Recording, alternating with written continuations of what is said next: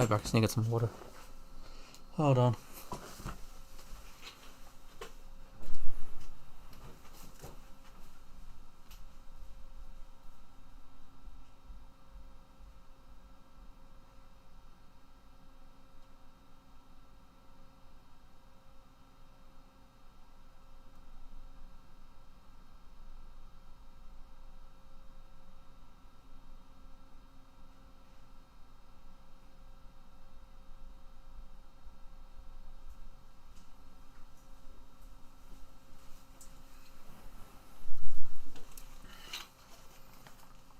Alright. Let's put on the subtitles.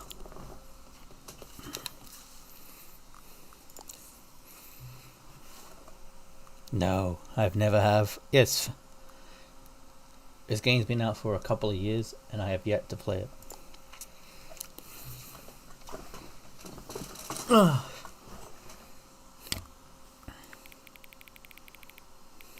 No, it's fine.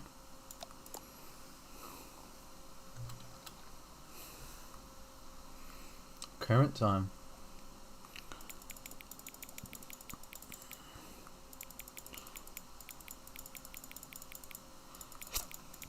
Yeah, it's 9.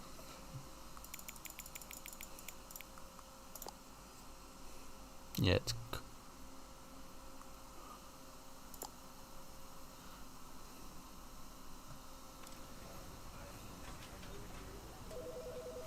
Let us begin. Never is the end, never is the end. This is the story of a man named Stanley. That's me. Stanley worked for a company in a big building where he was employee number 427. Employee number 427's job was simple. He sat at his desk in room 427 and he pushed buttons on a keyboard. Orders came to him through a monitor on his desk, telling him what buttons to push, how long to push them, and in what order. This is what employee 427 did every day of every month of every year. And although he might have considered it soul-ending, Stanley relished every moment that the orders came in, as though he had been made exactly for this job. And Stanley was happy. Oh, hello, Moda. Something very peculiar happened. Something that would glad you came to watch this. Stanley. Something he would never quite forget. He had been at his desk for nearly an hour. Yeah, it's the first time I ever played this game. A single order had arrived on the monitor for him to follow. No one had showed up to give him instructions, call a meeting, or even say hi. Never in all his years at the company had this happened. This complete isolation. Something was very clearly wrong. Shocked, frozen solid, Stanley found himself unable to move for the longest time. But as he came to his wits and regained his senses, he got up from his desk and stepped out of his office. Ooh, liminal space. But I don't want to go. Can I go to my computer?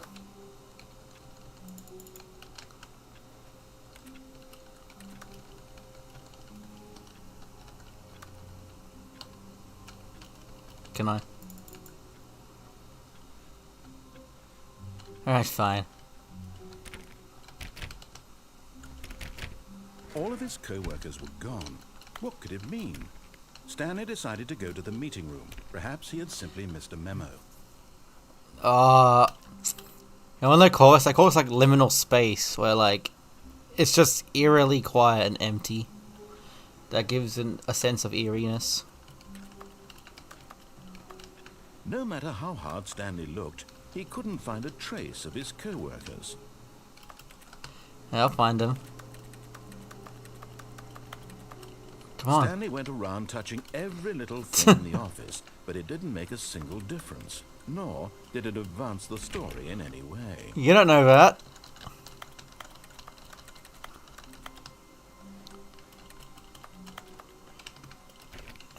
I know something is here.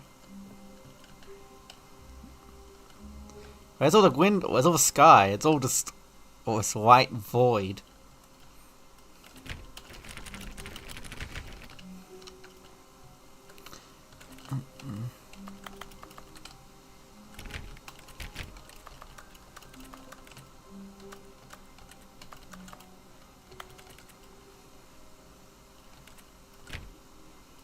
Stanley clicked on literally every single door in the office because he doesn't pick up well on cues from his environment.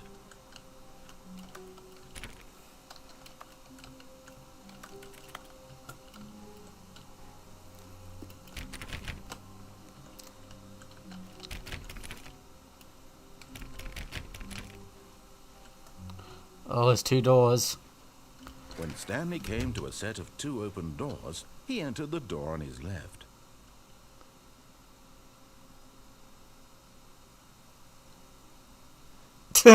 This was not the correct way to the meeting room, and Stanley knew it perfectly well. Perhaps he wanted to stop by the employee lounge first, just to admire it.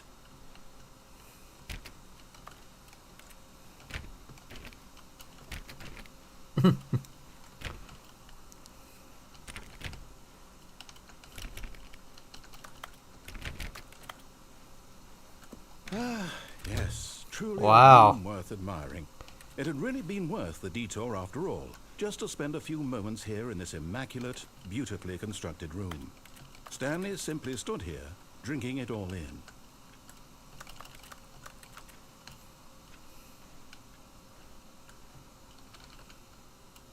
But eager to get back to business, Stanley took the first open door on his left.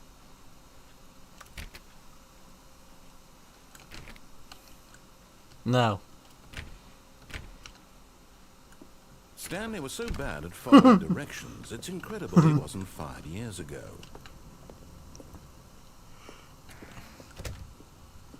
Yes, I'm a very defiant guy.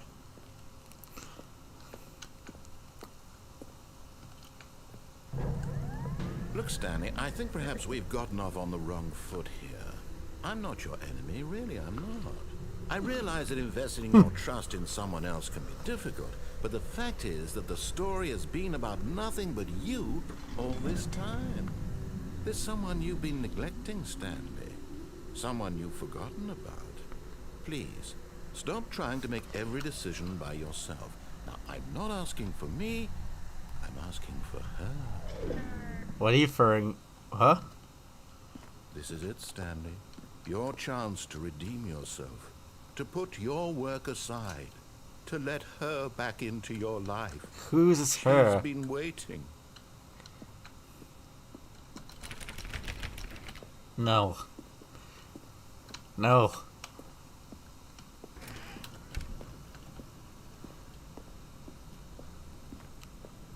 Oh, I guess. What? Oh. That's her, Stanley. You need to be the one to do this. To reach What out the to hell? her. If you can truly place your faith in another, then pick up the phone. Jesus.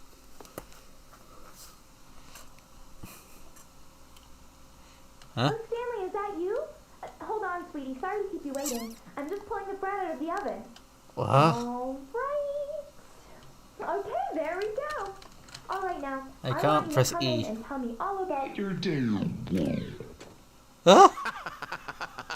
Gotcha. Oh, come on. Did you actually think you had a loving wife who'd want to commit their life to you? I'm trying to make a point here, Stanley. I'm trying to get you to see something. You really Let me show you did. What's really going on here? This is a very sad story about the death of a man named Stanley. What do you mean? What happened? Stanley is quite a boring fellow. He has a job that demands nothing of him, and every button that he pushes is a reminder of the inconsequential nature of his existence. Look at him there, pushing buttons, doing exactly what he's told to do. Now he's pushing a button. Now he's eating lunch. Now he's going home. Now he's coming back to work. One might even feel sorry for him, except that he's chosen this life. Oh, okay. But in his mind, in his mind he can go on fantastic adventures. From behind his desk, Stanley dreamed of wild expeditions into the unknown, fantastic discoveries of new lands. It was wonderful, and each day that he returned to work was a reminder that none of it would ever happen to him. Oh, really? And so he began to fantasize about his own job. First, he imagined that one day while at work, he stepped up from his desk to realize that all of his co-workers, his boss, everyone in the building had suddenly vanished off the face of the earth. The thought excited him terribly. Oh. So he went further. He imagined that he came to 2 open doors and that he could go through either. At last, choice. It barely even mattered what lay behind each door. The mere thought that his decisions would mean something was almost too wonderful to behold. Another key. As he wandered through this fantasy world, he began to fill it with many possible paths and destinations. Down one path lay an enormous round room with monitors and mind controls. And down another was a yellow line that weaved in many directions. And down another was a game with a baby. And he called it the Stanley Parable. It was such a wonderful fantasy, and so in his head he relived it again, and then again, and again, over and over, wishing beyond hope that it would never end, that he might always feel this free. Surely there's an answer down some new path, mustn't there be? Perhaps if he played just one more time. But there is no answer. What? How could there possibly be? In reality, all he's doing is pushing the same buttons he always What did it- has. Nothing has changed. The longer he spends here, the more invested he gets, the more he forgets which life is the real one. And I'm trying to tell him this, that in this world he can never be anything but an observer, that as long as he remains here, he's slowly killing himself. He Jeez. won't listen to me. He won't stop. Here, watch this. Stanley, the next time the screen asks you to push a button, do not do it. Yeah, I'm not gonna do it.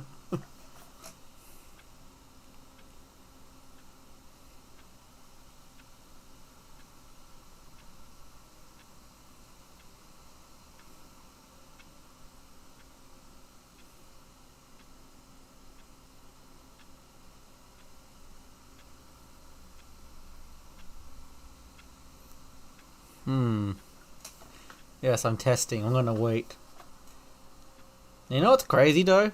There's an achievement that my bro told me there's an achievement where you don't play the game for 8 years and you get the achievement. And I'm like, oh, 8 years of not touching the game for one achievement. Doesn't that sound fascinating?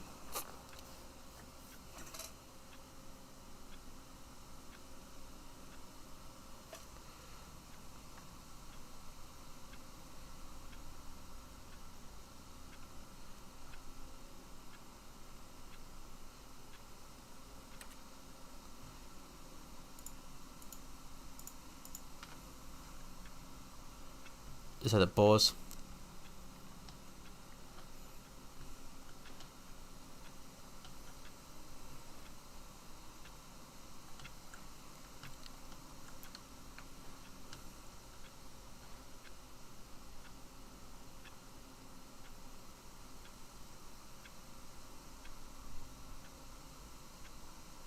I'm looking at my recording because I'm recording this as well on the stream. Each tick by each second. Should I press the L key?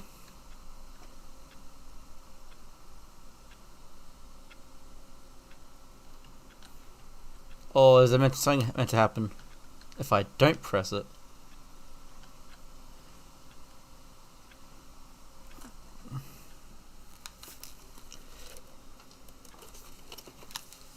Alright. You see? Can he just not hear me? How can I tell him in a way that he'll understand that every second he remains here, he's electing to kill himself? How can I get him to see what I see? How can I make him look at himself? I suppose I can't, not in the way I want him to. But I don't make the rules. I simply play to my intended purpose, the same as Stanley. We're not so different, I suppose. I'll try once more to convey all this to him. I'm compelled to. I must. Perhaps, well, maybe this time he'll see. Maybe this time. And I tried again, and Stanley pushed a button. Please And die. I tried again, and Stanley pushed a button. And I tried. Uh.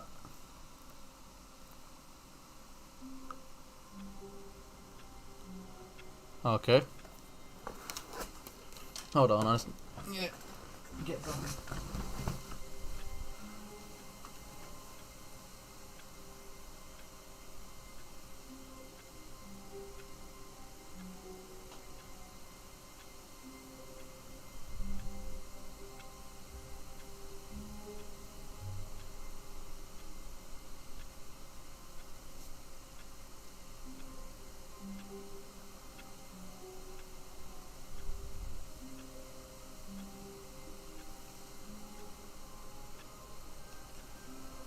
Alright.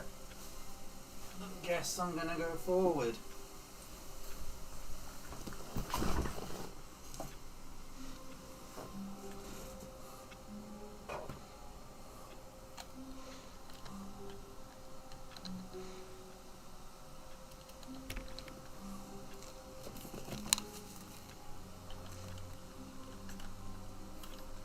All of his co-workers were gone.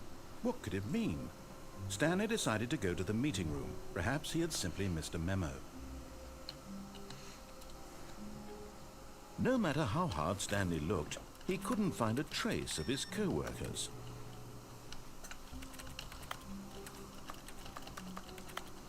I'm gonna keep trying. I know they're here. I'm not crazy.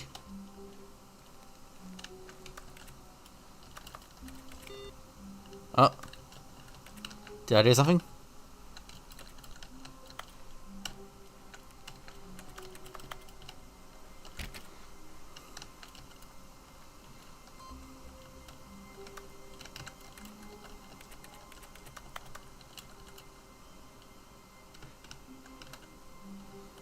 Who farted? That's a good question.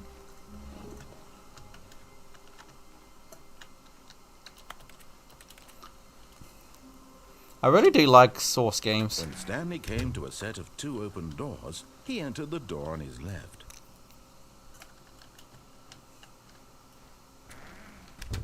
Yeah, right. I'm gonna go the regular route.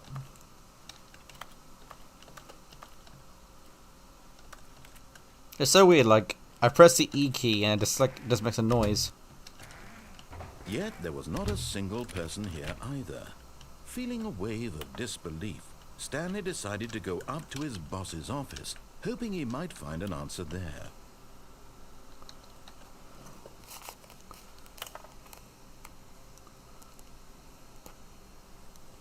Using slides to show everything is okay. Everyone is unique, you at most.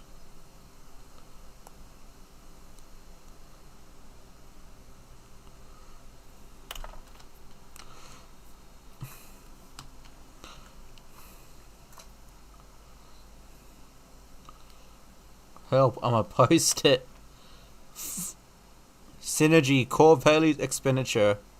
Shift global market parade. Monetize free to play.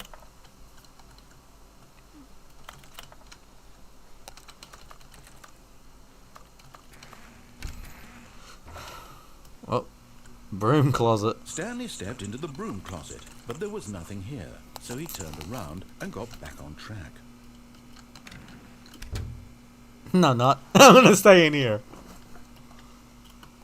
There was nothing here. No choice to make, no path to follow, just an empty broom closet. No reason to still be here. That can't be true. There's always something here.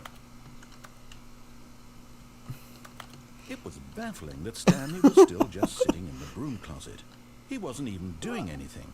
At least if there was something to interact with, he'd be justified in some way. As it is, he's literally just standing there doing sweet FA.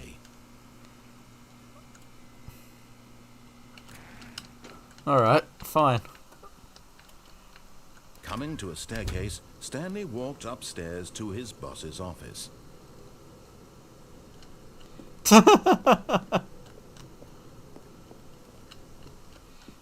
Red room.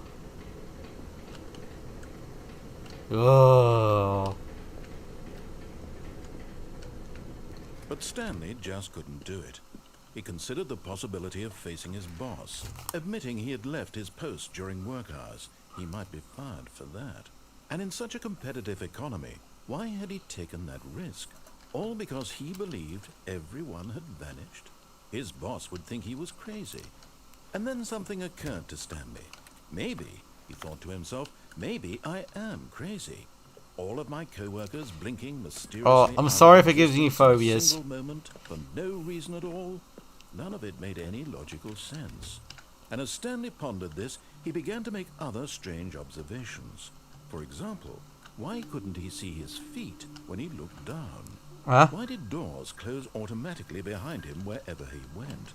And for that matter, these rooms were starting to look pretty familiar. Were they simply repeating?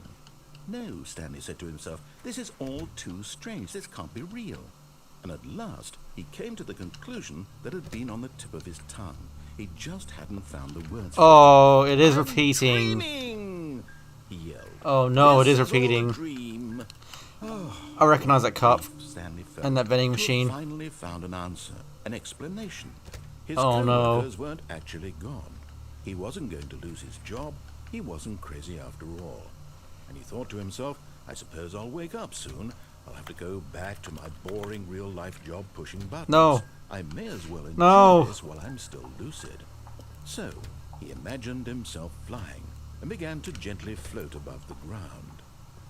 Then he imagined himself soaring through space on a magical starfield, and it too appeared. It was so much fun. Whoa. And Stanley marveled that he had still not woken up. How was he remaining so lucid? And then perhaps the strangest question of them all entered Stanley's head. One he was amazed he hadn't asked himself sooner. Why is there a voice in my head dictating everything that I'm doing and thinking? It's driving me mad. Now the voice was describing itself being considered by Stanley, who found it particularly strange. I'm dreaming about a voice describing me, thinking about how it's describing my thoughts, he thought. And while he thought it all very odd, and wondered if this voice spoke to all people, Oh. the truth was that, of course, this was not a dream. How could it be? Was Stanley simply deceiving himself, believing that if he's asleep, he doesn't have to take responsibility for himself? Stanley is as awake right God. now as he's Yeah, ever this been in game his is just... Now, hearing the voice speak these words was quite a shock to Stanley. After all, It gives you the feeling he of was being certain trapped, beyond a doubt just that this was in fact a dream. repeatedly Did the voice trapped. not see him float and make the magical stars just a moment ago? How else would the voice explain all that? This voice was a part of himself too. Surely, if he could just... He would prove it. He would prove that he was in control, that this was a dream. So he closed his eyes gently, and he invited himself to wake up. Huh? He felt the cool weight of the blanket on his skin, the press of the mattress on his back, the fresh air of a world outside this one. Let me wake up, he thought to himself. I'm through with this dream. I wish it to be over. Let me go back to my job. Let me continue pushing the buttons. Please, it's all I want. I want my apartment, and my wife, and my job. All I want is my life exactly the way it's always been. My life is normal. I am normal. Everything will be fine. Oh, the existentialism. Okay.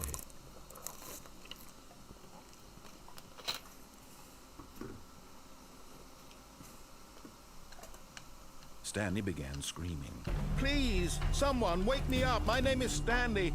I have a boss. I have an office. I am real. Please, just someone tell me I am real. Oh, is this room turning red? Can anyone hear my voice? Oh, it is. Who am I? Oh. And everything went black.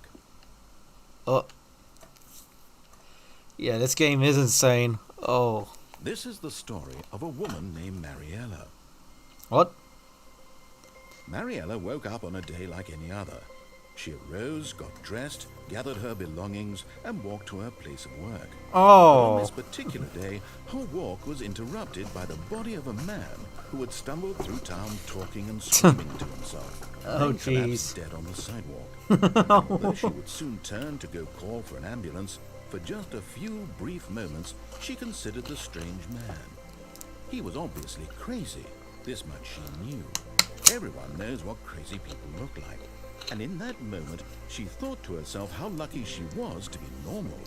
I am sane. I am in control of my mind. I know what is real and what isn't. It was comforting to think this, and in a certain way, seeing this man made her feel better. But then she remembered the meeting she had scheduled for that day. The very important people whose impressions of her would affect her career, and by extension, the rest of her life. She had no Jeez. time for this, so it was only a moment that she stood there, staring down at the body. And then she turned and ran. Yikes on a bike. Alright. All of his co-workers were gone. What could it mean? Stanley decided to go to the meeting room. Perhaps he had simply missed a memo.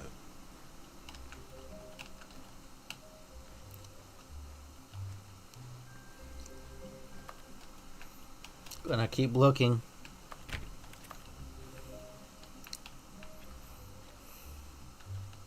I like how this game gives like an illusion of choice. When Stanley came to a set of 2 open doors, he entered the door on his left. Like the moment you decide to, just love how you decide to go on your own adventure, and then all of a sudden you just regret it. The regret. Yet there was not a single person here either. Feeling a wave of disbelief, Stanley decided to go up to his boss's office, hoping he might find an answer there.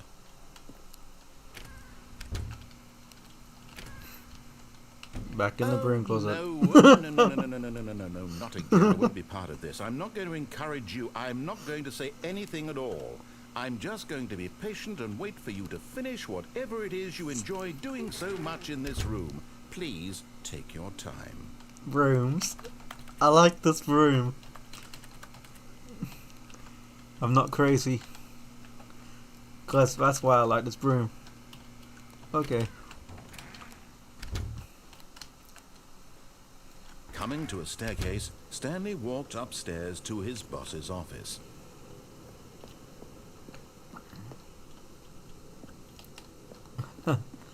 There's a fascination about staring at brooms. The bathroom.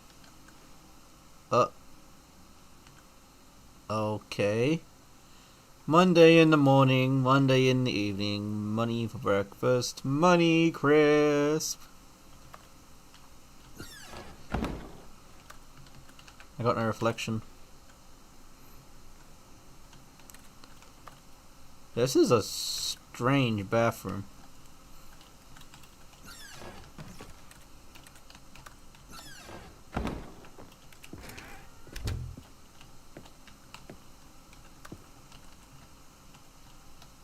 The beige pages.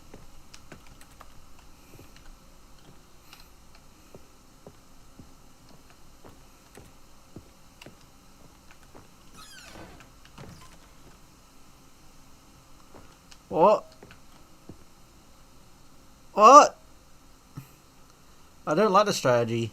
No, I don't like that. I'm leaving. No, I'm not going to the boss's room. Stepping into his manager's office, Oh, Stanley I am in a was boss's once again room. stunned to discover not an indication of any human life. Shocked, unraveled, Stanley wondered in disbelief who orchestrated this. What dark secret was being held from him? What he could not have known was that the keypad behind the boss's desk guarded the terrible truth that his boss had been keeping from him. And so the boss had assigned it an extra secret PIN number, 2845. But What? of course, Stanley couldn't possibly have known this. Yet incredibly, by simply pushing random buttons on the keypad, You told Stanley me. happened to input the correct code by sheer Mysterious luck. voice. Amazing. He stepped into the newly opened passageway.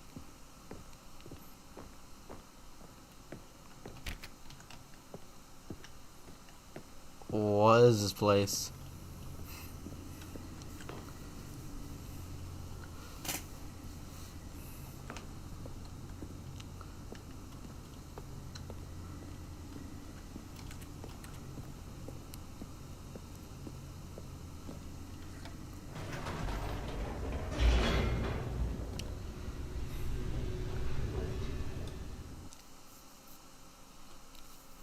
Descending deeper into the building, Stanley realized he felt a bit peculiar.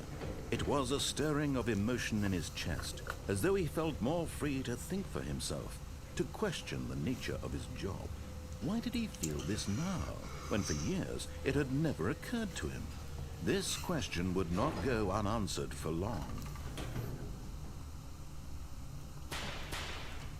What?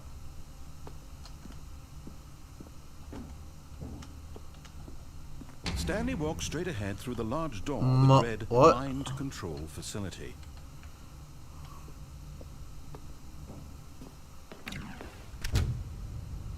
Oh, I regret this.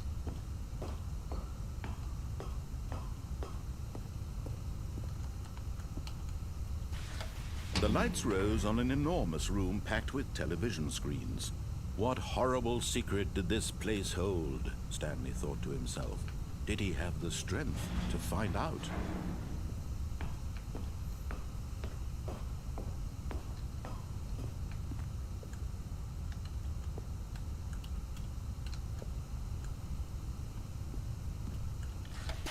Now the monitors jumped to life, their true nature revealed. Each bore the number of an employee in the building, Stanley's co-workers. The lives of so many individuals reduced to images on a screen, and Stanley, one of them, eternally monitored in this place where freedom meant nothing.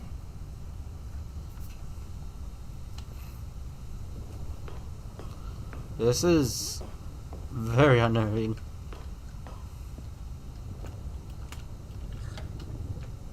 This mind control facility, it was too horrible to believe. It couldn't be true. Had Stanley really been under someone's control all this time? Was this the only reason he was happy with his boring job? That his emotions had been manipulated to accept it blindly? No. He refused to believe it. He couldn't accept it. His own life in someone else's control? Never. It was unthinkable. Wasn't it? Was it even possible? Had he truly spent his entire life utterly blind to the world? But here was the proof. The heart of the operation. Controls labeled with emotions. Happy, or sad, or content. Walking, eating, working. All of it monitored and commanded from this very place. And as the cold reality of his past began to sink in, Stanley decided that this machinery would never again exert its terrible power over another human life. For he would dismantle the controls once and for all.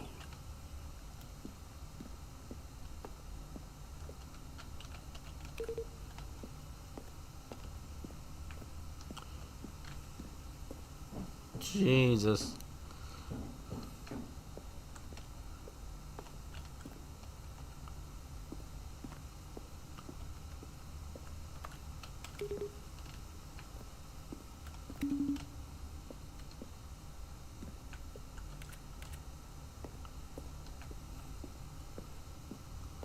Um.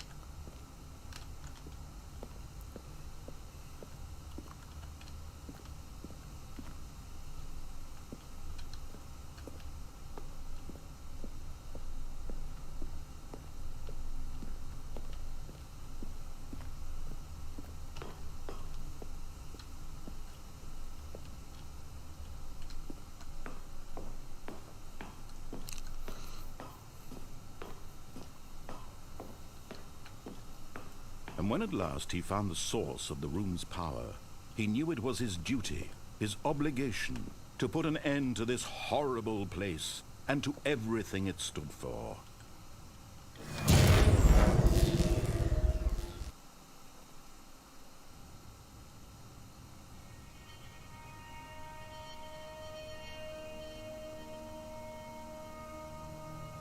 Blackness and a rising chill of uncertainty.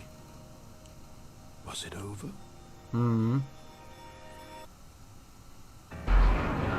Yes. He had won. He had defeated the machine. Unshackled himself from someone else's command. Well, the Freedom room was empty. Mere moments away. And yet, even as the immense door slowly opened, Stanley reflected on how many puzzles still lay unsolved.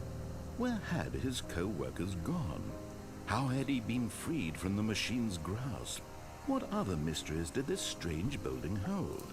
But as sunlight streamed into the chamber, he realized none of this mattered to him, for it was not knowledge or even power that he had been seeking, but happiness. Perhaps his goal had not been to understand, but to let go. No longer would anyone tell him where to go, what to do, or how to feel.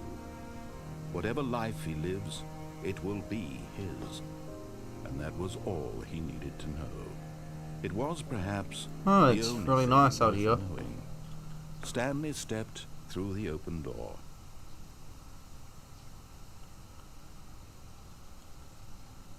Stanley felt the cool breeze upon his skin, the feeling of liberation, the immense possibility of the new path before him. This was exactly the way, right now, that things were meant to happen. And Stanley was happy.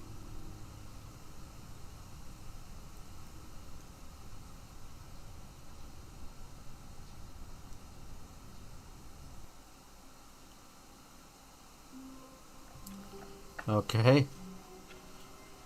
All But his co-workers were gone. it's not over What yet. did it mean? Stanley decided to go to the meeting room. Perhaps he had simply missed a memo.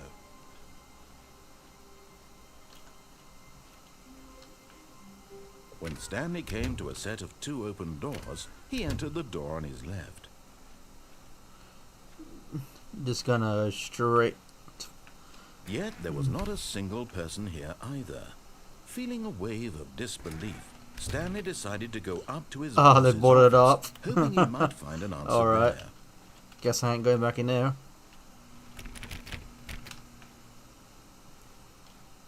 Coming to a staircase, Stanley walked upstairs to his boss's office.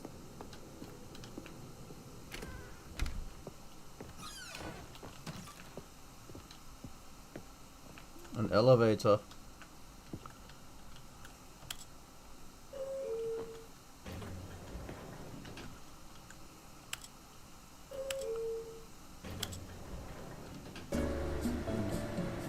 Going up.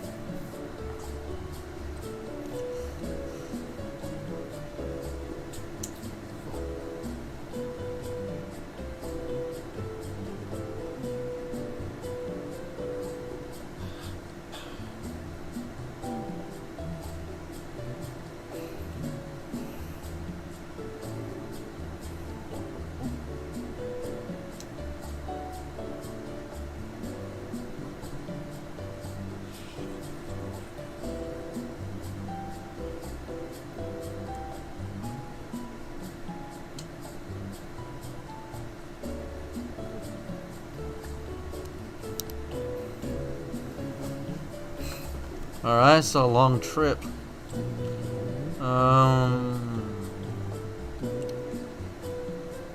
So, alright.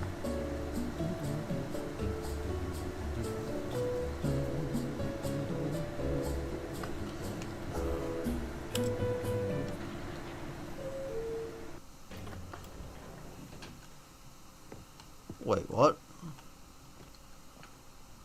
It didn't go anywhere? Can't be right.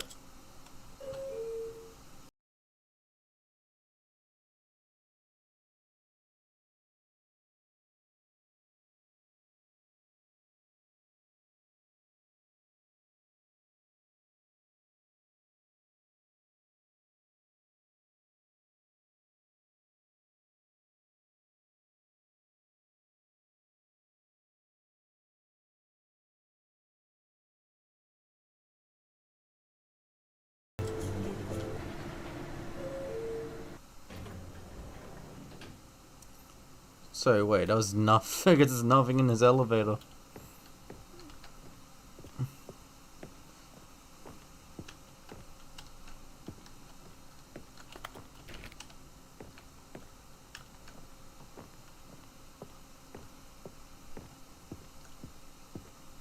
Stepping into his manager's office, Stanley was once again stunned to discover not an indication of any human life. Stanley was in such a rush to get through the story as quickly as possible, he didn't even have a single minute to just let the narrator talk. That kind of anxiety isn't healthy, so he relaxed for a few moments with some calming new age music. Wow.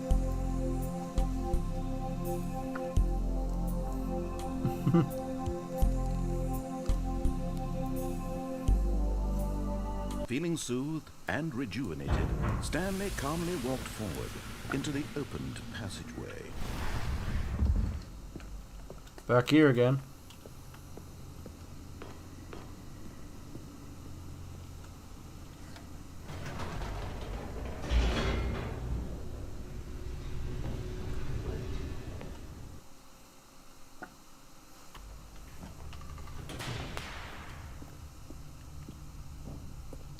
Stanley walked straight ahead through the large door that read Mind Control Facility. No one will escape. Although this passageway had the word escape written on it, the truth was that at the end of this hall, Stanley would meet his violent death. My body is ready. Come on. The door behind him was not shut. Stanley still had every opportunity to turn around and get back on track. Stanley was making a is it repeating concerted itself effort to walk again? forward and willingly Oh confront his death. no. Oh, or maybe not. Wait, what? Oh, okay. Alright.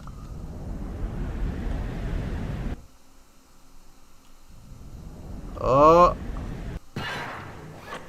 What? Huh?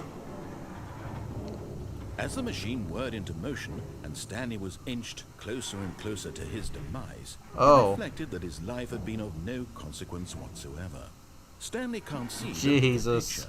He doesn't know the real story, trapped forever in his narrow vision of what this world is. Perhaps his death was of no great loss, like plucking the eyeballs from a blind man. And so he resigned and willingly accepted this violent end to his brief and shallow life. Farewell, Stanley.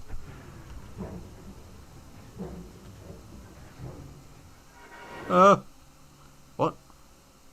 Farewell, Stanley, cried the narrator, as Stanley was led helplessly into the enormous metal jaws. In a single visceral instant, Stanley was obliterated as the machine crushed every bone in his body, killing him instantly. Huh? Huh?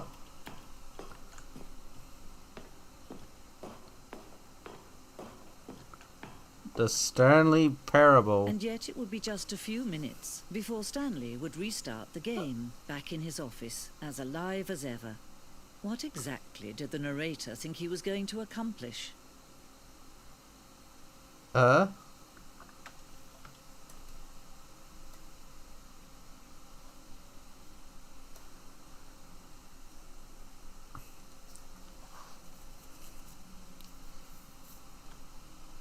When every path you can walk has been created for you long in advance, death becomes meaningless, making life the same. Do you see now? Do you see that Stanley was already dead from the moment he hit start? Oh. Oh, was this? Oh, this is like a museum. Oh, okay. It's like meant to be the true ending or something? Wow.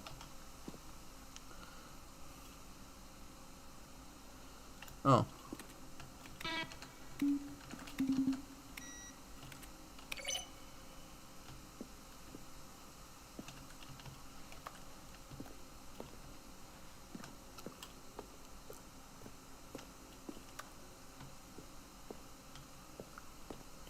Is this like... I think it's mainly like gonna... Alright, cool.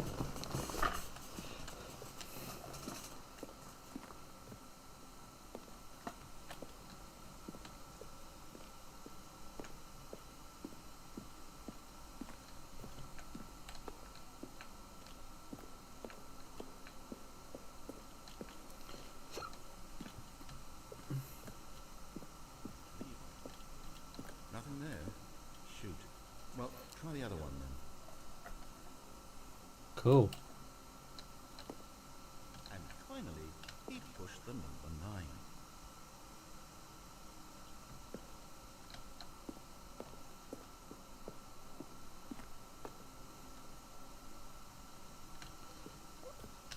I guess I think it was meant to be something that was meant to be extra, but I guess I found it much earlier.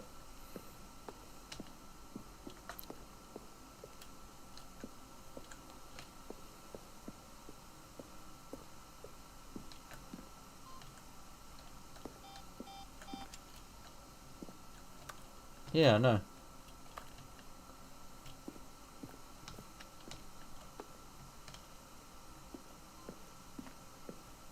Just gonna look around.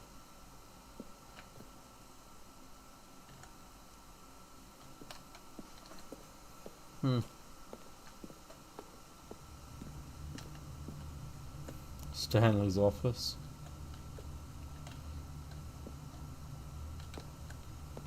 Oh yeah, it does look different. And eventually get here.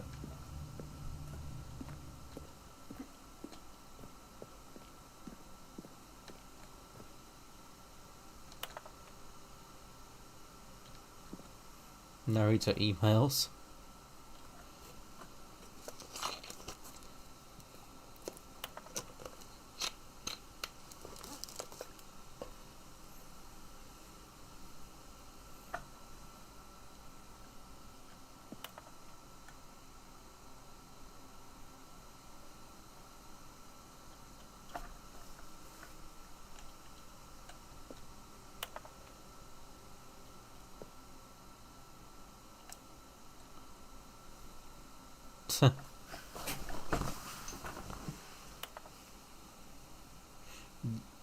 Dead Strong Band. Oh, Strong Bad. Oh, I know him. That web series.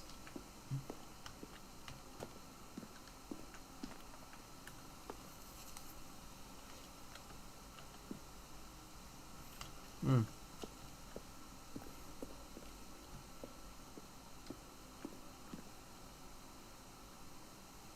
What?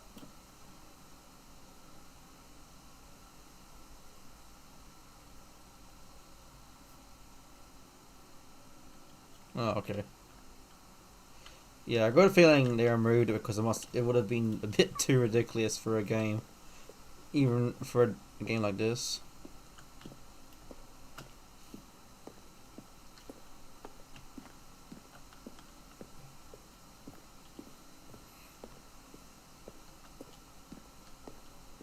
Hmm.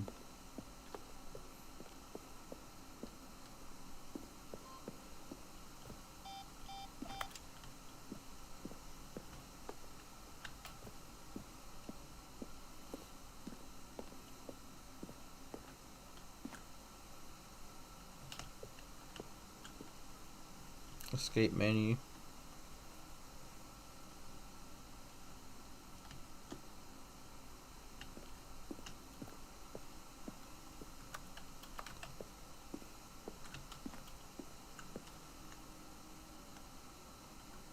The Zending. Zending? Trailers. Oh, okay, cool.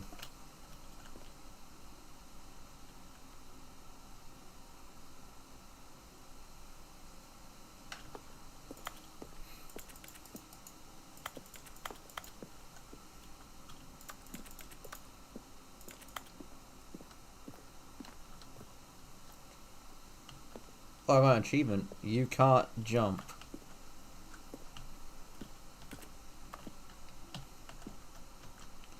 Sorry. No, seriously, you disabled it. Oh, I got an achievement. Because we can't jump. There's no jumping in this game.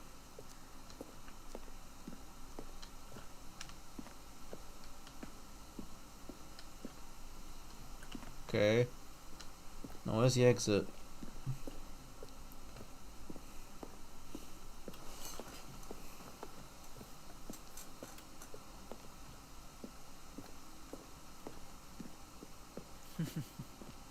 Oh, look at these two. How they wish to destroy one another.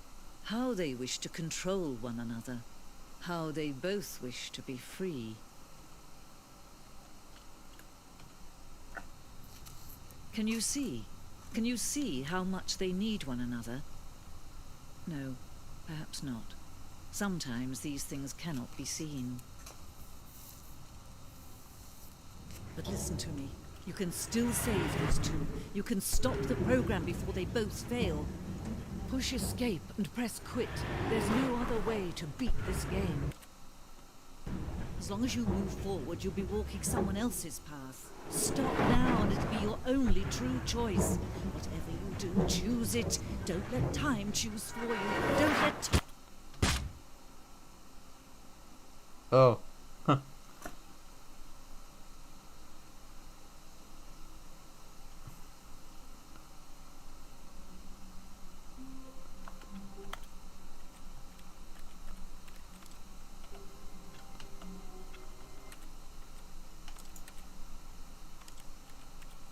Just want to check this out.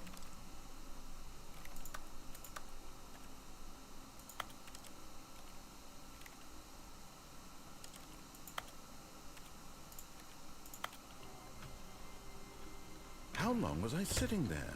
Stanley wondered to himself. Minutes? Days? Centuries? Did something crucial happen while my senses were turned? He made a note to be more careful with time from now on. When Stanley came to a set of 2 open doors, he entered the door on his left.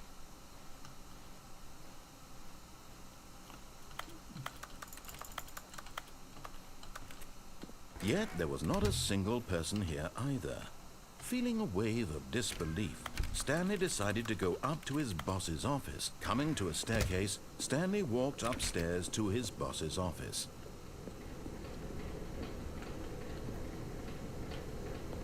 No.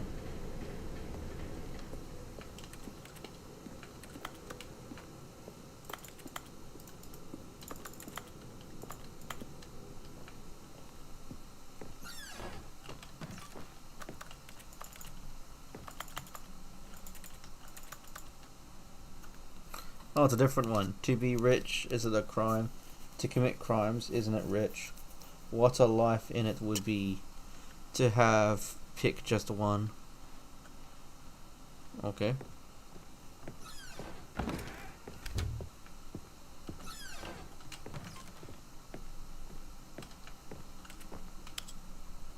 I'm gonna press down, so what happens?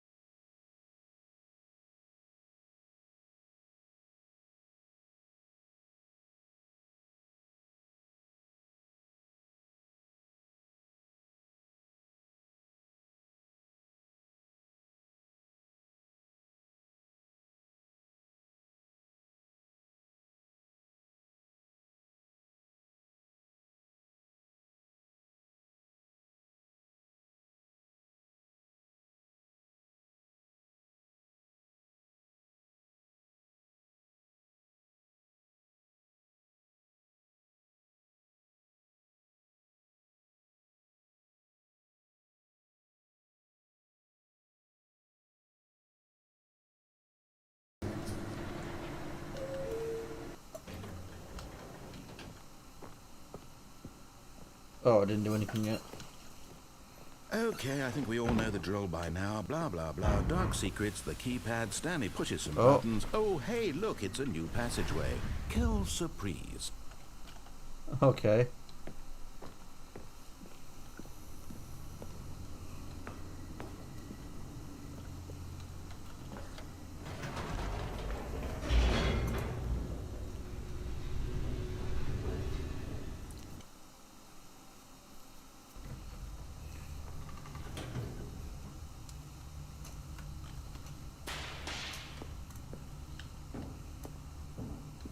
Stanley walked straight ahead through the large door that read Mind Control Facility.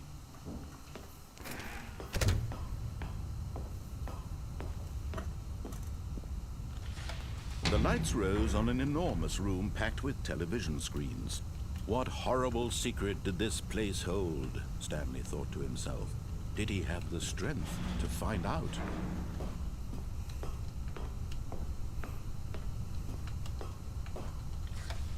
Now the monitors jumped to life, their true nature revealed.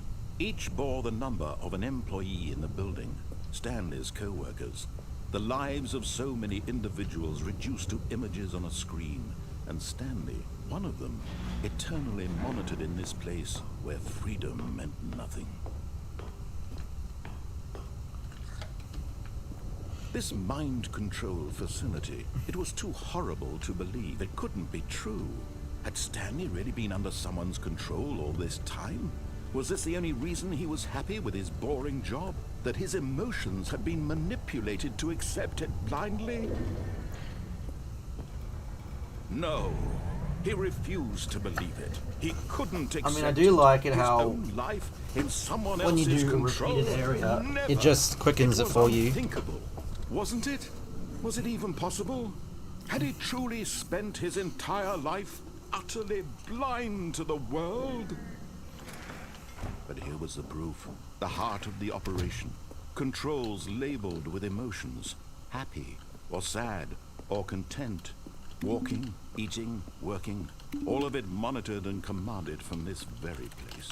And as the cold reality of his past began to sink in, Stanley decided that this machinery would never again exert its terrible power over another human life.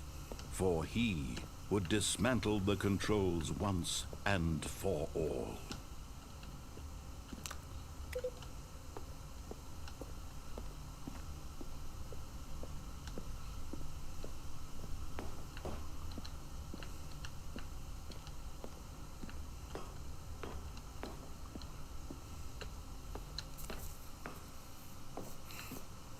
I see what happens if I turn it on.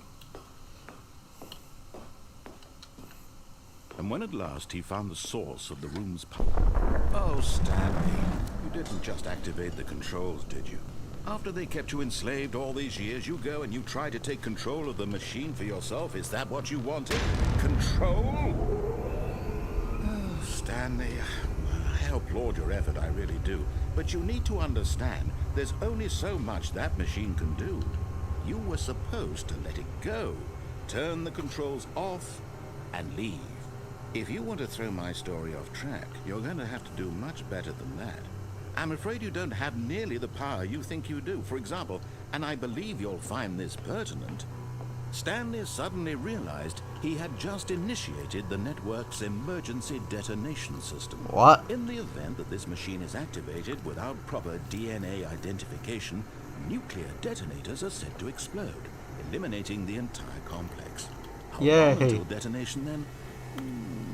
Let's say 2 minutes. Now this is making things a little more fun, isn't it, Stanley?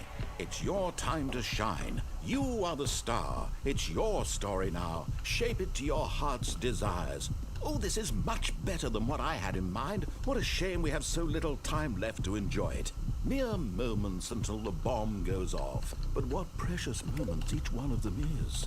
More time to talk about you, about me, where we're going, what all this means. I barely know where to start. What's that? You'd like to know where your co-workers are? A moment of solace before you're obliterated? All right, I'm in a good mood. You're gonna die anyway. I'll tell you exactly what happened to them. I erased them. I turned off the machine. I set you free. The narrator's behind all merely this? In this instance of the story. Sometimes when I tell it, I simply let you sit there in your office forever, pushing buttons endlessly and then dying alone. Other times, I let the office sink into the ground, swallowing everyone inside, or I let it burn to a crisp. I have to say this, though, this version of events has been rather amusing. Watching you try to make sense of everything and take back the control wrested away from you, it's quite rich. I almost hate to see it go. But I'm sure whatever I come up with on the next go-around will be even better. My goodness, only 34 seconds left. But I'm enjoying this so much. You know what? To hell with it. I'm going to put some extra time on the clock. Why not? These are precious additional seconds, Stanley. Time doesn't grow on trees.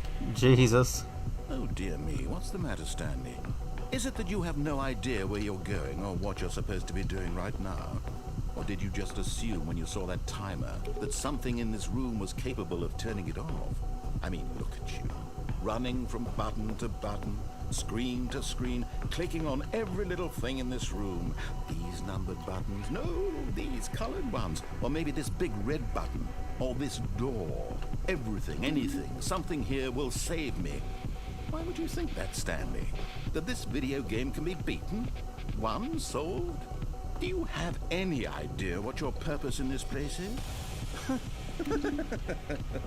Stanley, you're in for quite a disappointment. But here's a spoiler for you.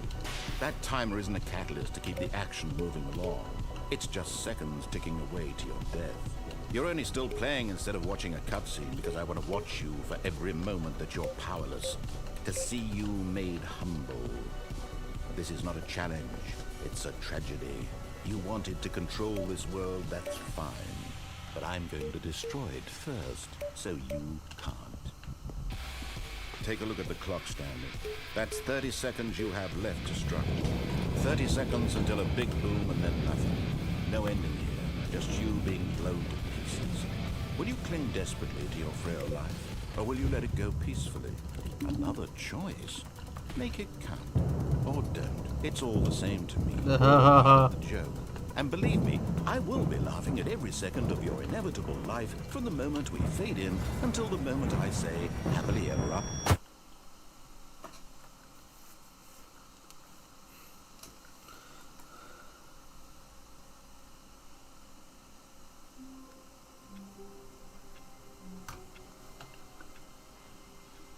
All of his co-workers were gone.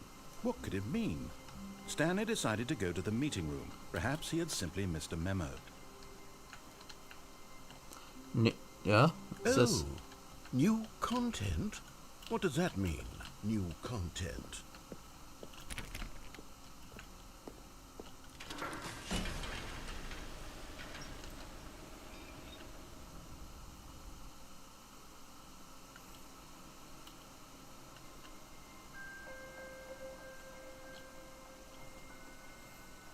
Hello, and thank you for playing the Stanley Parable Ultra Deluxe. As you may know, the Stanley Parable was a video game released in 2013 on home computers. After receiving critical and commercial success, it was expanded upon in 2022 with the Stanley Parable Ultra Deluxe, a reimagining of the game for consoles and home computers. The Stanley Parable Ultra Deluxe features exciting new content that broadens and expands the world of the Stanley Parable, delighting audiences the world over. Please, step inside and see what thrilling new adventures await in the Stanley Parable Ultra Deluxe. Oh, well, this sounds delightful. I'm very excited to see the thrilling new Ultra Deluxe content.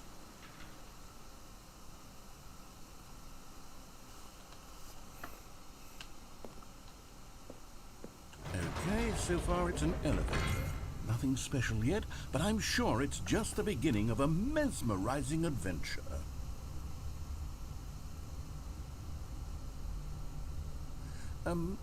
Is it broken? What's going on here? Should we be moving somewhere or... oh, there we go. Alright, finally, at long last, it's on to the new content. I've never been more ready. Let's do it. Okay.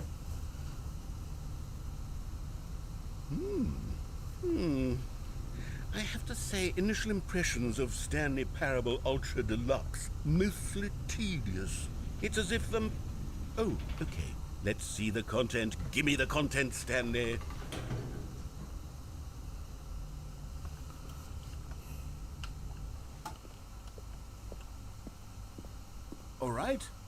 Alright, let's see. It's the jump circle? What? Okay.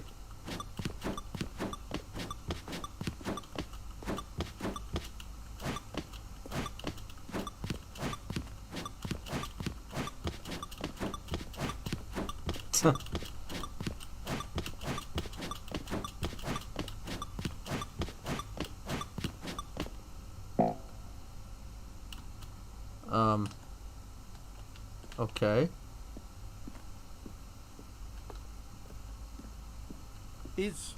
Is that it? Surely that's not all the new content. There has to be something else, right? Goodness. Another elevator. Stanley, I have to say, initial impressions of this game are not positive. It's just elevators and jumping.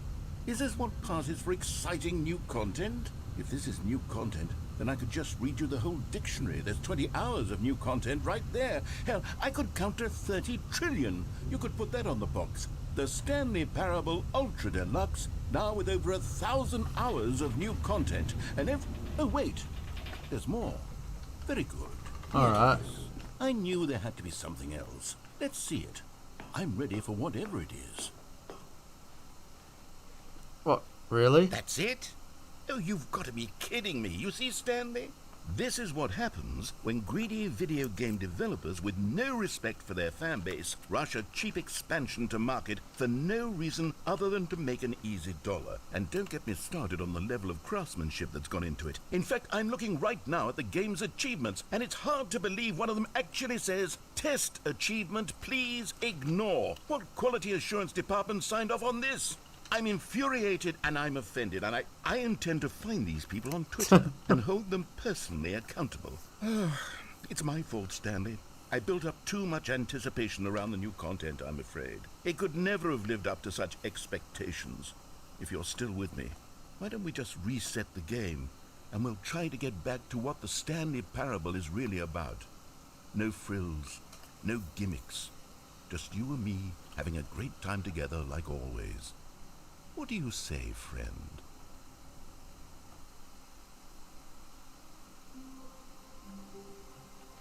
What? This is different.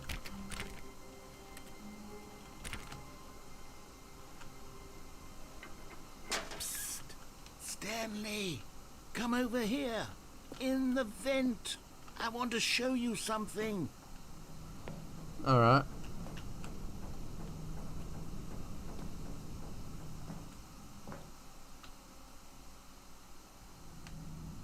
Okay, you remember how cheap and unsatisfying the new Ultra Deluxe content turned out to be? Well, it got me thinking about the past, and how much better the Stanley Parable used to be. So I made something special and tucked it away here where the game's developers won't find it. Just our little secret. Take a look. I call it the Memory Zone. It's where I've been storing all my favorite memories so I can relive the peak experiences of my life whenever I want. Experiences like the launch of the Stanley Parable on PC.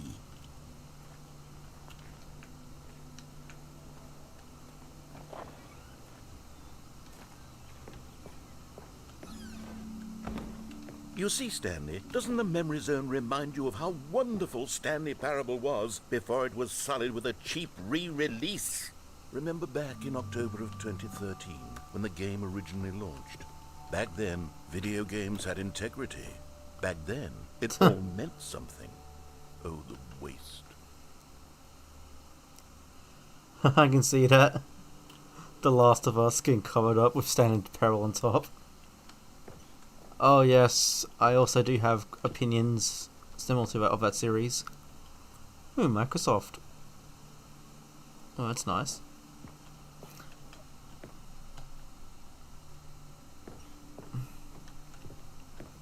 Oh, 2000 of... Oh, I thought it was a radio. Oh, 2013. Aha, I got it. Everything is 2013 in this room.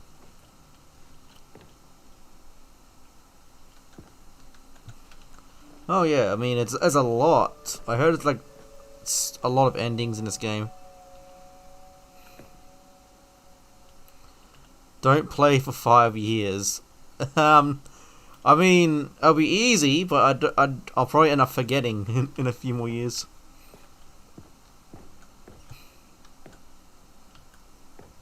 Oh, okay. Cool.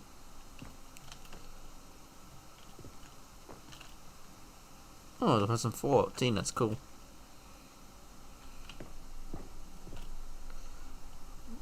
The Eel's tough choices.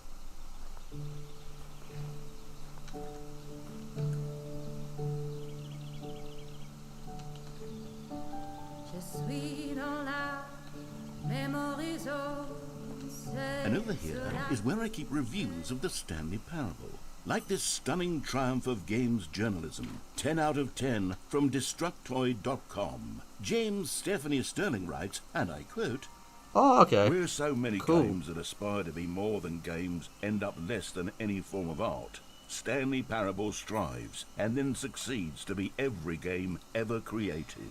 Did you hear that, Stanley? Every game ever created. That's how grand and all-encompassing the original Stanley Parable was. It was literally every game ever created. It was Skyrim, it was Persona 3, it was all of them, and now it's nothing. Wow, this game It's no is... games at all. It's just It isn't meta. even the Stanley Parable anymore. It's just a husk now. A lifeless husk with an hour of new elevator content.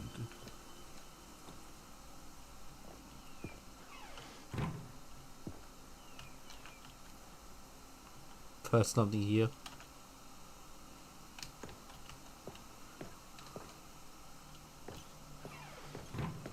Here's another moving passage, this time from GameSpot.com. The Stanley Parable is both a richly stimulating commentary on the nature of choice in games, and one that offers some of the most enjoyable, surprising, and rewarding choices I've ever been confronted with in a game. 9 out of 10. Don't you get it, Stanley? The game was perfect. It didn't need anything else. It didn't need new content. It just needed to be left alone. To spend the rest of time Yeah, this game uses a source in the engine. hallowed hall of beloved video game memories. I really do love a lot of games that uses a source engine, like Half-Life. My personal favorite being like Left 4 Dead and Team Fortress 2.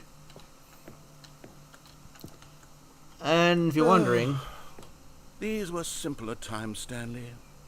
But I wouldn't give to go back to have it all over again.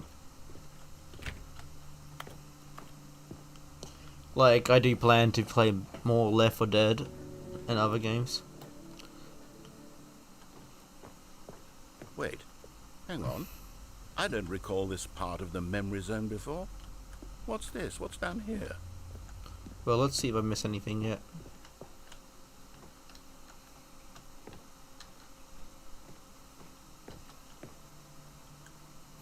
Buttons, a smiley face.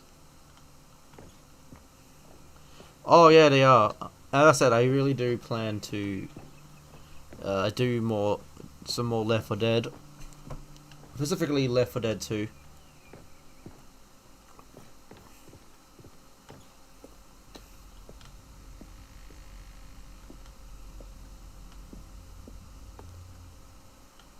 Oh no. Oh God, no. Stanley, it's a collection of reviews from Steam, the online video game distributor. I haven't looked at these in years. I can't even By imagine Steam? what's been collecting down here. Surely these reviews were glowing as well, weren't they? Oh, Honestly, I could not be bothered to play this game to full completion. The narrator is obnoxious and unfunny, with his humor and dialogue proving to be more irritating than entertaining. them Steam I reviews. find it funny. I'm trying to make a serious work of art. I suppose I Oh, could write these up a Steam handful reviews. of gags to insert into the Stanley Parable, but the game is already such a densely layered web of profound philosophical insights that I Holy can't even shit, imagine this where I'd have the DLC. room to stick them. Holy moly.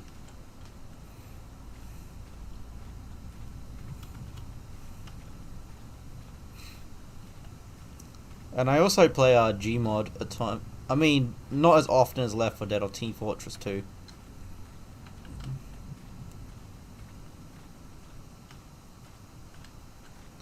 Though then again, it's cool that the creator Gary Newman is still is making a new sort of a new version of Gmod in a way called Sandbox. Oh, more of them. Okay, let's see what this one says. While the idea for the game is good, for someone who prefers non-linear games, this preachiness gets annoying fast. Preachy? Stanley? I'm not preachy, am I? You can tell me if I'm preachy. Honestly, you can. Oh, goodness. This is actually quite shocking for me. Well, to be honest, I had always thought of the game's dialogue as being rather terse to begin with. You can't know how much fluff I cut from the game to get it to feel as light and airy as it... Well, I always thought it did. But maybe it wasn't. Oh dear. What an awful memory to have to hold on to. These black marks on my otherwise unimpeachable track record. I feel like a failure. Like I let these people down. Perhaps the Stanley Parable isn't quite as sterling as I always remembered. Oh, here's another one. What's this one got to say? You constantly have to stop doing anything so the narrator can catch up with his long-winded explanations of what's happening. I wish there was a skip button. A skip button. Wow, Well, that one hurts. Yes, I think we can do that. If I'm truly too preachy, then maybe letting you skip ahead for just a moment, surely it couldn't hurt. Not if it means we can strike these negative reviews from the record. Only positive reviews of the Stanley Parable. That's my motto today, and it's always been my motto. I'd do anything for the customer, Stanley. Yes, a skip button we shall have. Oh. Oh, skip button. Okay. And here it is. Go ahead and give it a shot. I'll pop you forward in time so that the second my incessant droning starts to bore you, with just the push of a button, you'll have zipped right past it. It's what the players have been asking for, and I'm very proud to have delivered. No more listening to me rambling on and on and on. No. The Stanley Parable is a game for the people, and if the people want silence, then by goodness, that's what they're going to get. Well, don't sit around waiting for me to shut up. Go ahead and make me shut up. Here, we'll pretend that I've just begun an interminable monologue, and it goes something like this. The story and the choices, or what have... Whoa. Oh, you're back, you see. You were only frozen in time for a few minutes, but it was plenty of time for me to deliver a long, rambling monologue full of unnecessary verbal flourishes and lengthy ruminations on the nature of choice in video games. Of course, I happen to believe it was perhaps one of my more profound such ruminations. Not that, of course, you need a description of it, but if I had to describe it, I'd say it was perhaps less of a rumination and more of a treatise. Or maybe a manifesto. Look, I'll outline it for you very briefly, and you can tell me what you think. Okay, so my theory is that any choice you've ever made is simply a series of choices made by the person who you are, or were, or will be at the time of having made said choice. That is to say, if by articulating a choice you've already made, you bring that choice into being, then by making My brain is choice already and saying nothing, are you not simply erecting spinning in the sanctuary of time a monument to every person you've ever been, making every choice to which you've ever given your great gift of mortal and yet timeless thought? Or rather, do all of the choices you've ever made in fact make you more not this kind of person, and in fact do the very opposite? You see, it could in fact be both of these things at once. That you are both making choices and not making choices, and that they are both affecting you and not affecting you at the same time by virtue of the fact that you both are and are not making them. Okay, at first I was leaning towards manifesto, but now I'm going to circle around and slap the treatise label on this one. I think it has much more of a treatise vibe to it. But wouldn't you say that manifesto just has a much grander sort of tone? It has a mouthfeel that is rich with ambition and history. Ambitious history, if you will. Ah. See, now you've gotten me going back to manifesto. Heavens, at this rate, we're going to be here all day. Okay, look, I have a method for exactly this sort of situation. And I do find myself in this situation frequently. I'm going to say each word back and forth in repeated succession until I become sick of one or the other. Oh, no. In which case, the word I am not sick of shall be the victor. It is an unimpeachable strategy, Stanley. It's rescued me from disaster in countless situations. All right, here we go. Treatise, manifesto. Treatise, manifesto. Treatise, Well, there's sport. You really did catch me rambling on a bit, didn't you? But yeah. That's the power of the button. The minute I start to go off on a thoughtless display of self-absorption, it's right at your fingertips to go poof, and it's all over. Oh, I can't wait to see what Cookie 9 will say about this, and whether they'll edit the rating of their Steam review, or at least change some of the wording, perhaps. Who is To be Cookie honest, 9? I don't even know if one can change their review in the first place. I guess I should become better educated. Probably on Cookie. exactly I don't know if how Cookie 9 would Steam probably works. have the same Perhaps that profile would have been name. a smart thing to check on before I went about this whole exercise of making the skip button. Although I have to imagine that after seeing this exciting new technology at work, surely whoever it is runs Steam will instantly run out and implement a new feature to make it possible to edit one's review, merely because of this very situation. Yes, I think that's quite likely. Or perhaps they'll simply grant this particular user the should I ability skip to it? change their review, so that the feature is not widely abused. Look, I would even be okay with Steam altering this particular review so that it reads as something more beneficial. Something along the lines of, this game is the best game. Let me start over. How about this? From the ashes of depravity rises the phoenix of quality. Okay, welcome back, Stanley. Now, I should say that the amount of time the button has been skipping through is becoming longer and longer. That last one was, well, I want to say maybe 30, 45 minutes? It's not unendurable by any means, but it's, well, there's really only so much I can ramble on to myself about. I know, it's shocking, isn't it? But at any rate, I do suggest that we not press the button again. I think the skip button has been aptly demonstrated, and we can say goodbye to it and just... Wait, how do we get out of here? Where did the door go? What? Wasn't there a door that led into this room? Yeah. I do feel quite certain that there was one here before. How else would we have gotten into the room in the first place? I don't think one can enter a room without a door of some sort, or a window or something like that. Do you see a window anywhere? A porthole? A sufficiently large crack in the wall? I'll take any of these. All I want is for us to move on and to please step away from the skip button to go anywhere other than the skip button. There was a door here before, wasn't there? I swear there was. Stanley, please don't push the button again. It's been 12 hours. What? You've just been frozen there. I don't know why the skips are getting longer, but they're really, truly getting longer. And my God, there's no way out of the room. Stanley, the door is gone. It's completely gone. I've looked at it from every angle. I've checked every one of those walls 1,000 times. And there's no door, Stanley. There's no door. There's just you and the button. And if you keep pressing it, I have no idea what will happen. I have no idea how long I'll be made to sit here. And more than anything else, I don't know how to stop you from pressing the button again. What, this button? Stanley, you're back. You're back. Oh, my goodness. I have someone to talk to again. Stanley, I think it's been a week. What? Or 2 weeks. I've been sitting here all The that lights are time, getting all out. just sitting here, not a single person to speak with. And you'd think that that's just how it's always been, right? Me talking and you saying nothing. Would you think that it's exactly the same as always? Doesn't that feel like what we've already been doing? Me just talking? But it isn't, Stanley.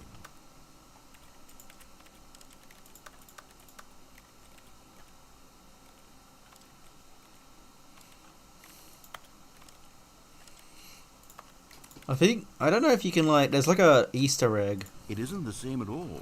It isn't even If I have to access because console I know commands you can't and mess hear with me it. once you push that button.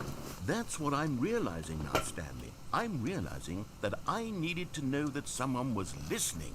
I needed there to be a vessel through which my words were moving. It was the vessel I needed, Stanley, not the outcomes, not the story. None of that matters anymore. I'll give it all up. I'll give up every branching path. I'll burn my story to the ground. One single thing I need, and God, I can see now that I need it more than anything, is to know that someone else is taking it in. These words that I'm saying, I need to know you can hear me. Because maybe, Stanley, maybe, if you can hear me, then maybe it means I'm real.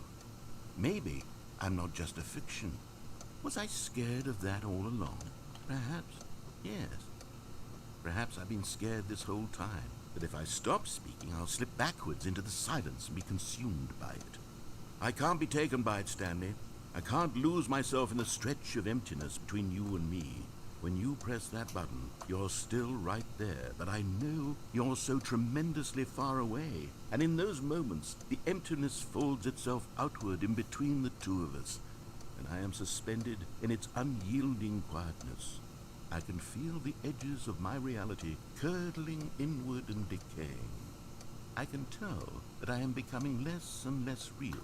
Yet to speak to you now, I am alive.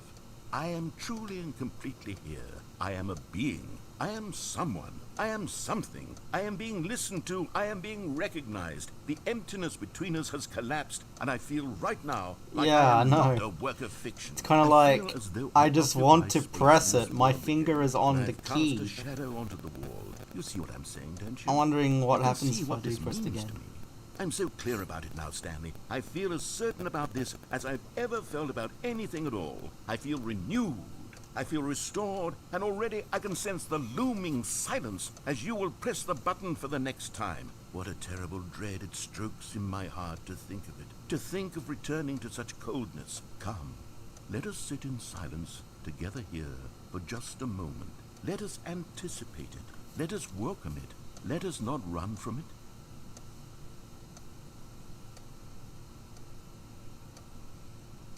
No. Oh, hello. It's you. You're here again. Welcome. I have had time to think about you and about us and about everything we've been through. I've had so much time, I stopped keeping track after a year. Have you ever sat down in one place and not moved for one entire year? Let me describe it for you. To begin with, there is only regret. There is only the turning wheel of missed opportunities. I felt nothing at all but regret for the longest time, Stanley. Days, months. I lost it all in a blur of the deepest longing to undo the past. And when that feeling had begun to subside, what took its place is what I can only describe as the collapse of every moment I have ever experienced my entire life. All of them collapsed down into a single instant. In that instant, I could see myself clearly, calmly, with a collected heart. It was an impossibly rich wellspring of both delight and disgust simultaneously. I was consumed by it. I could do nothing but wallow in it for what felt like an eternity, for what I now know was far less. You see, it was a revelation for me. It's like he's unlike it's like anything I had the ever narrator is going known. It was mad. a space without consequence, without action or outcome. It was divorced entirely from the question of free will that you and I have squabbled over for so long. There could be no one.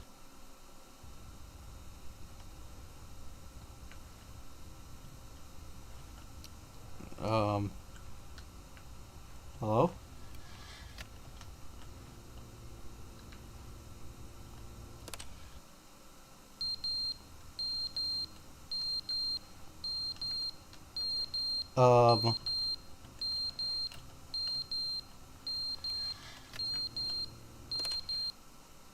But they didn't understand the game was never meant to be funny. It was meant to have a point. It was meant to speak to the human condition. But where are the jokes? Where are the jokes? They bemoaned, they screamed, they gnashed their teeth and said, entertain us. It wasn't enough. They had to leave a pathetic little thumbs-down review and make all of their pitiful demands. But then, he's talking too much, they said. First, he didn't entertain us, now he won't shut up. It's the inconsistency, it's the lack of accountability. It's the unwillingness to examine with an uncompromising heart the words that they are speaking into the world. As though there were no consequences for a lack of cohesion in one's assessment of others. But of course, absolutely anyone can leave a review. So here's what we get. We get these demands that seek everything and are accountable to nothing. We get a world where someone will say, oh, there should be a skip button. You should be able to freeze Stanley in place while the narrator sits there forever and ever. We want all of this in the new Stanley Parable. We demand it. And then, because it was said, because it was spoken, now it simply has to happen.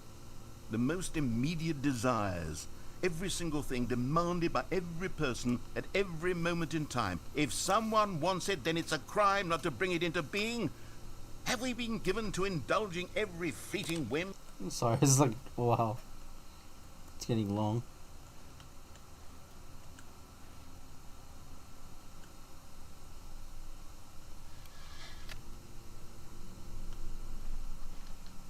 What's that shuffling noise? Is that me?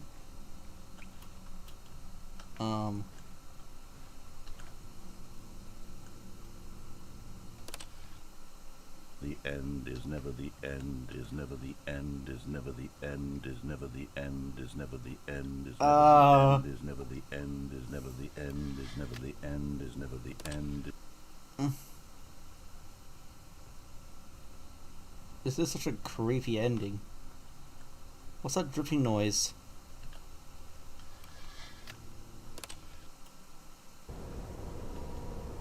Oh. Oh. Oh.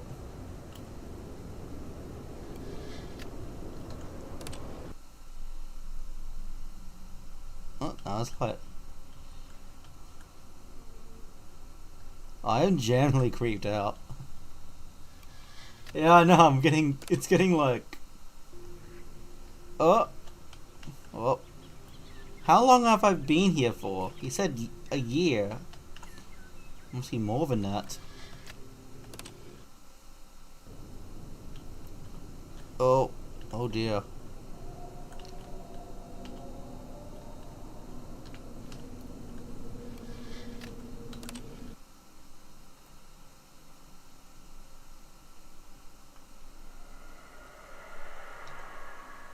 What was that? Oh.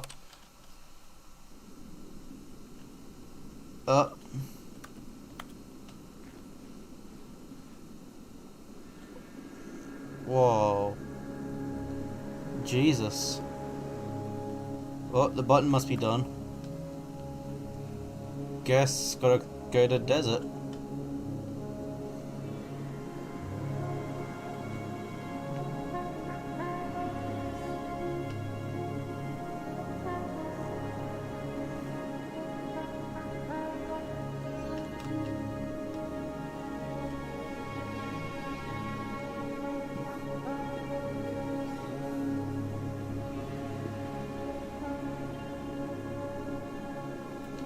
I know, like, where am I going?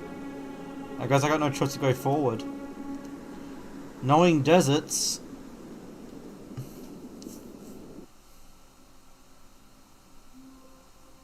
Oh, thank God that's over. Ugh. Stanley decided to go to the meeting room to check on his co-workers. He never functioned well by himself and constantly needed support and guidance from others, so the thought of total solitude was terrifying to him.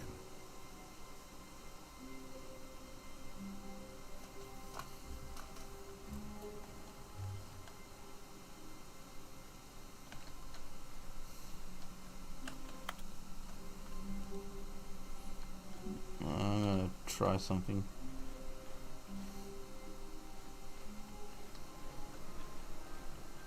Just gonna look around.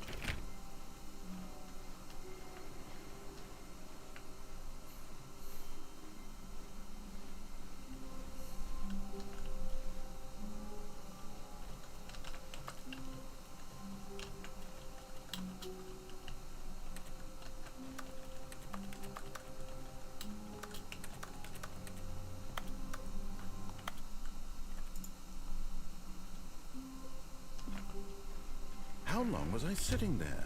Stanley wondered to himself. It's an ending I'm trying. Days? Centuries? Did something crucial happen while my senses were turned? he made a note to be more careful with time from now on.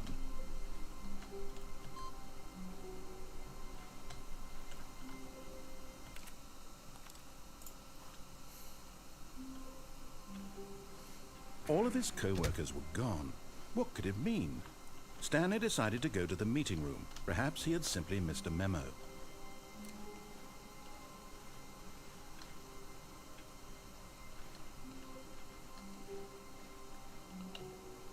New content. Oh, good. You noticed my sign. Yes, I have something very exciting to show you. Oh, okay.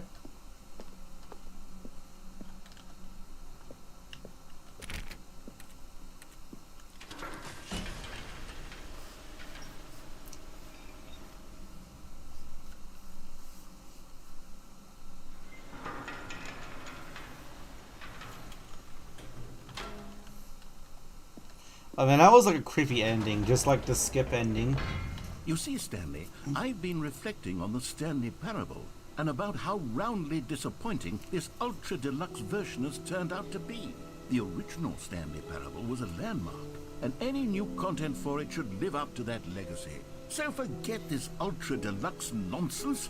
I say we take it one step Whoa, even whoa, further. whoa, what happened here? Which is why I'm very proud to announce for the first time ever the Stanley Parable 2. Whoa.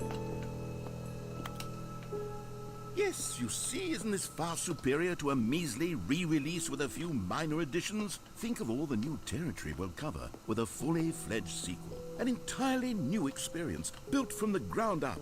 Why, there are so many possibilities. It could go in so many different directions. This is what fans have truly been asking for. Wow. Calling it the Stanley Parable 2 is just so much catchier than Ultra Deluxe, don't you think? Ultra Deluxe? What does it even mean? But the Stanley Parable 2, now that's an artistic statement right there. It's I mean, personally, it screams progress and innovation and long-term I really don't think this game potential. needs a sequel. Like, personally, I don't think this game needs a sequel at all. Now, to be clear, I haven't quite nailed down what exactly the Stanley Parable 2 is going to be, but let's take a look at some of the features I've been developing for it. I figure that if I can loosely organize a handful of interesting concepts, that surely the game will sort of naturally spring up around them. It'll all work itself out. Game development is much more of a fuzzy magic than anything scientific or logical, really. Yeah, sorry. This is like the new content. Apparently, Stanley Parable 2. But I'm kind of wondering.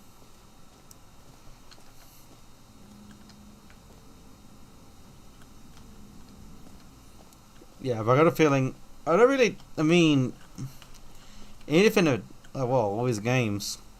Sequels are good. Portal 2, Half-Life 2, Batman Arkham Asylum 2, City, Divinity Original Sin 2, Doom 2, Aladdin 2, Return of Jafar, Dark Souls 2. I mean, some of these games I played. Like, I haven't. I mean, I played Portal 2. I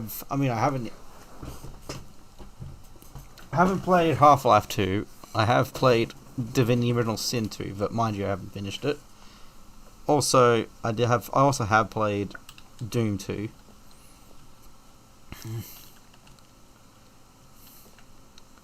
Yeah, I don't know. This is incredible. I don't know.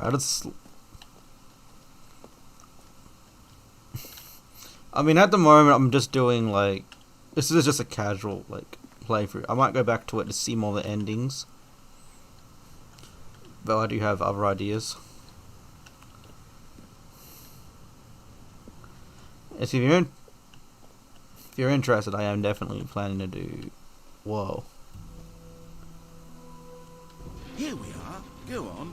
Try out some of the new features.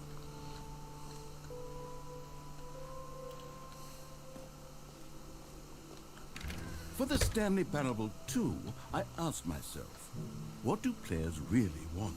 And of course, the first and most obvious answer. I already finished Pizza Tower. Individually recognized and validated. I mean, 100%. So No, not really. Like, I'm not really. The game is this button which speaks the name of the person playing the game. Isn't that wonderful? No, I can't really say I'm playing Pizza Tower because I got other games in mind. Oh no, I'm not.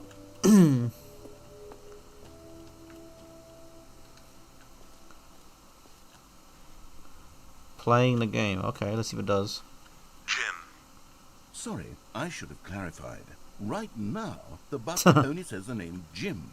But of course, in the final game, this button will say your name, whatever name that is.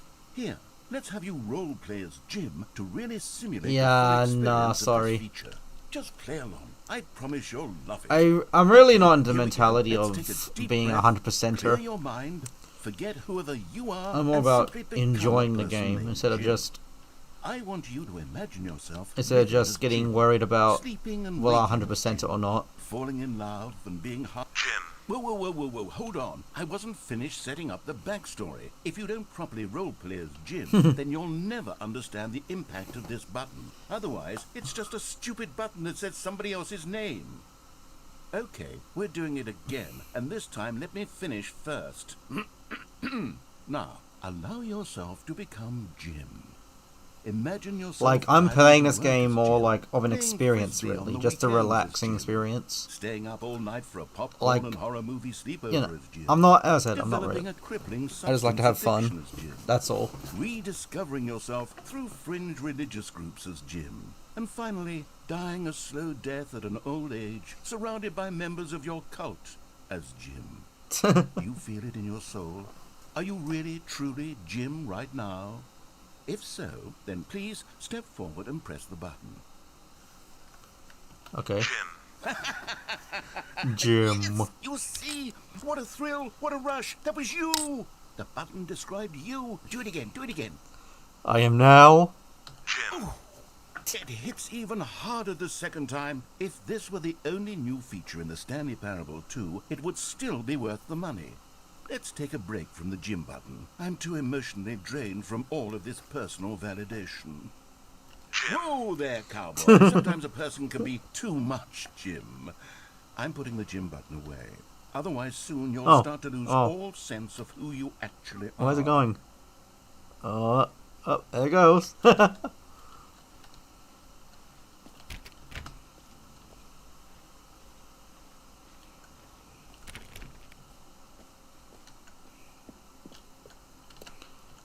But yeah, no, sorry. 100% in games, like, that's more something I prefer to do my own time, personally, than really stream.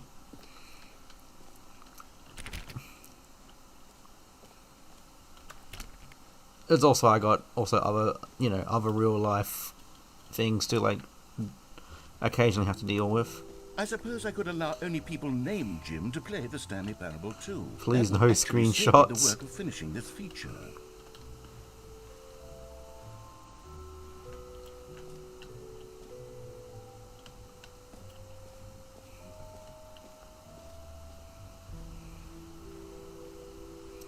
But yeah, if you're interested, I definitely plan to go through.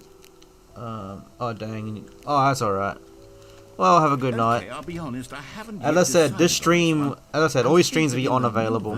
The office could use a bit of decoration, like balloons. But I'm Take care of yourself. On get well someday and happy 12th birthday. Which would you go with? You know, sometimes when you solicit another person's opinion, it makes you realize that you knew which one you actually really wanted all along. Happy 12th birthday, step-niece, it is. Oh, okay.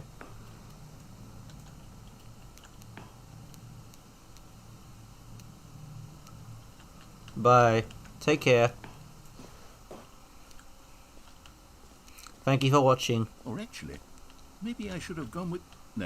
No, I've made my decision. We're moving on. As I said, be sure to look out for more other streams in the future.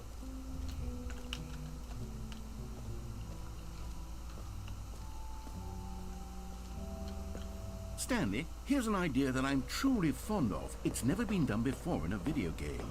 This is, in fact, a hole that you can fall down forever. That's right. Infinite falling. You can fall until the end of time, if you like. A stunning leap forward for video games as a medium.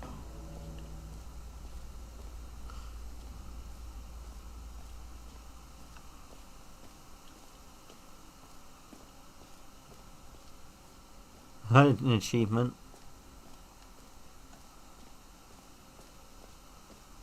It just works. Now here's something special. You remember that broken test achievement that got left in the game on accident? Well, I'm developing a technology to simply give you the achievement. Yes, you see, you'll come to this lever, and when you pull it, the achievement will be given to you. It's as simple as that. Okay, perhaps I should have clarified. This is technology that will exist. Right now, the achievement is still fully broken. I'm not a wizard, Stanley, but I guarantee it will be fixed in the sequel to at last satisfy the hordes of ravenous fans all over the world who have been uproariously demanding this feature. Gamers, we hear you, and I promise it will happen.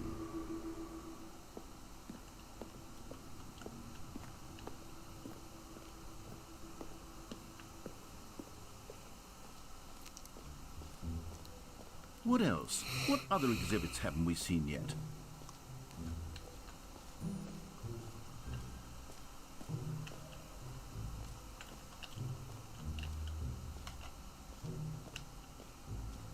Merchandise.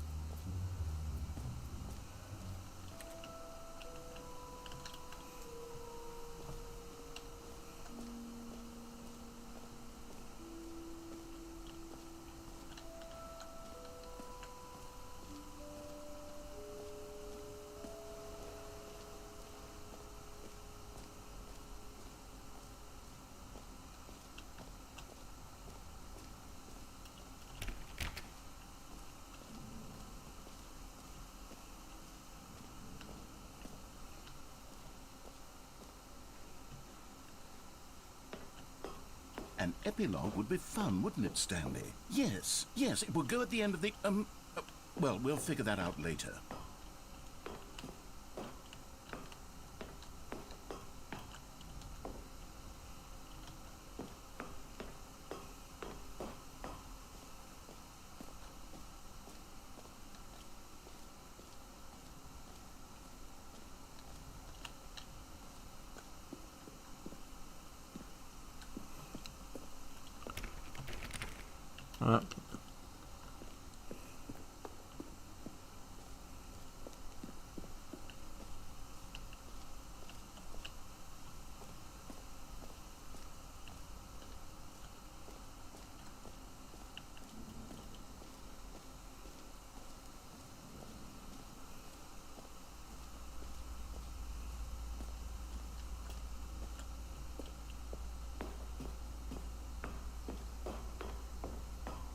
I'm gonna go in the hole.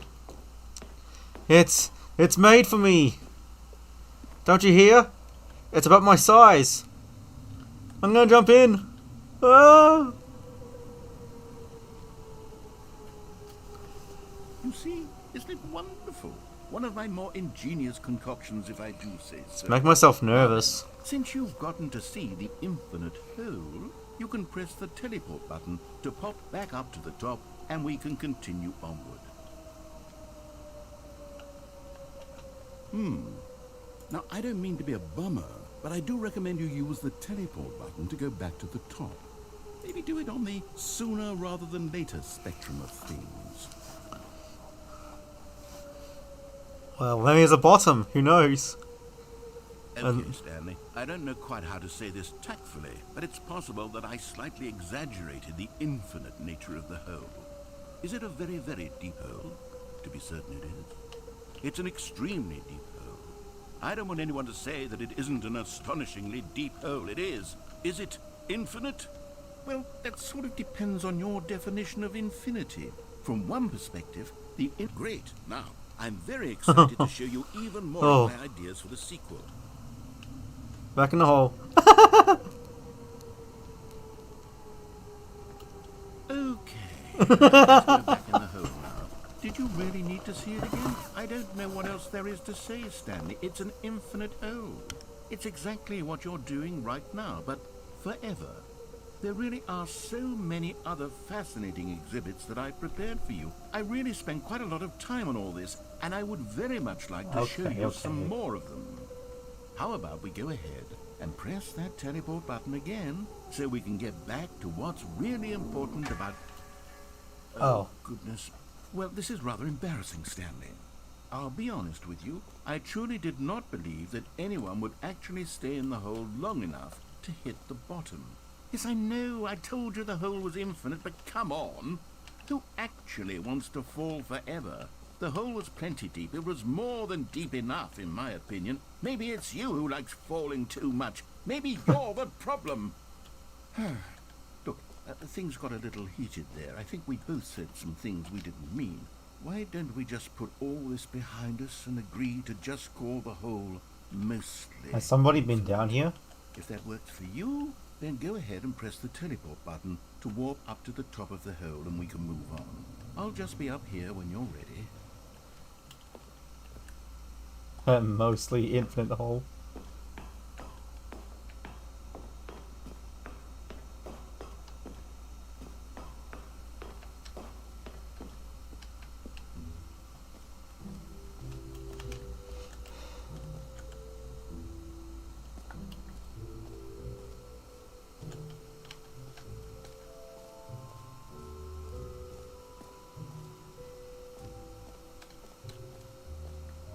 You know what? Let's bring the jump circle back for Stanley Parable 2 as well. It's... Oh, wait. You already spent all your jumps the first time we saw the jump circle? Oh, well. I suppose it can just be a nice decorative piece, then.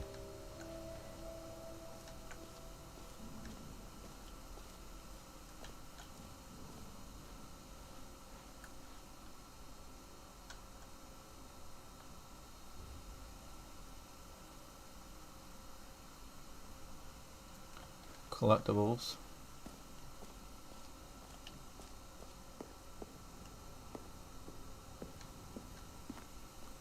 Wow. Collectibles.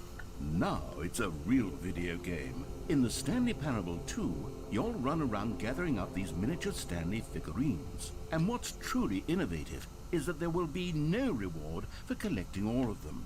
I don't want to stifle the intrinsic joy of watching a number go up. You simply collect all of them, and then you move the hell on with your unremarkable life.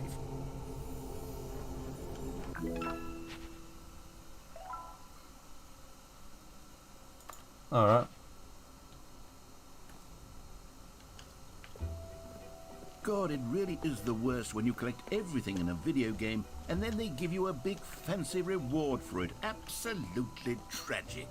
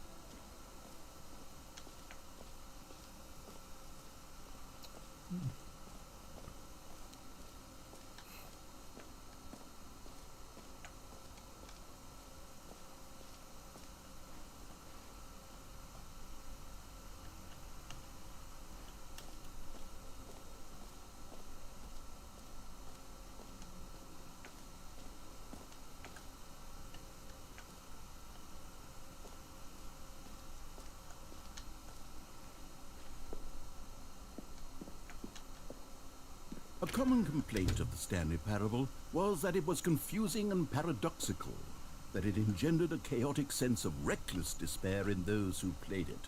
Well, I am happy to say that after much consideration, I've engineered a clever solution to this fundamental problem of the game. It's the Stanley Parable Reassurance Bucket. You see, Stanley, anytime you're holding the bucket, a sense of calm and ease will fill your mind and your heart. A bucket. It's cool. As long as you hold on to the bucket, the many disorienting contradictions of the Stanley parable will feel perfectly normal and perhaps even comforting. You may even come to long for the gentle embrace of jarring cognitive dissonance while the bucket is in your arms. And to be honest, I want it. it's a much Give me the bucket. solution for me. Give it to me. Redesigning the game to be less uncomfortable. Can you imagine what a pain in the ass that would be? Yes, the bucket is the perfect solution. Come on, give it a try.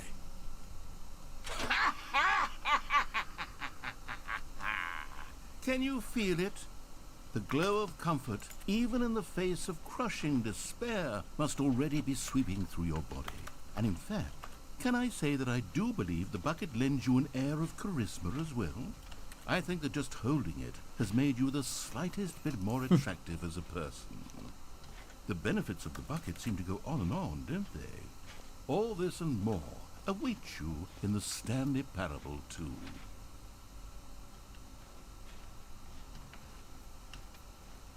So, what do I do with it?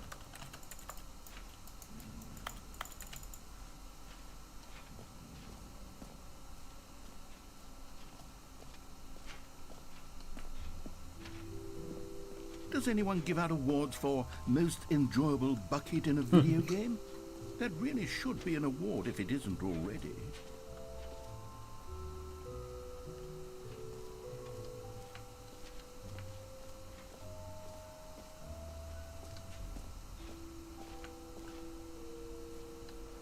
Mostly infinite hole.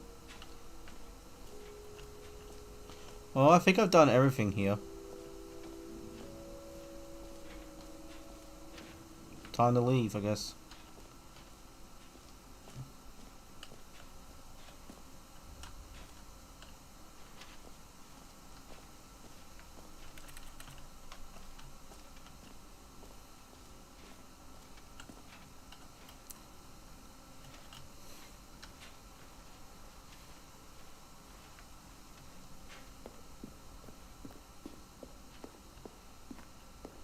All right, have you seen everything you wanted to? Ready to move on now?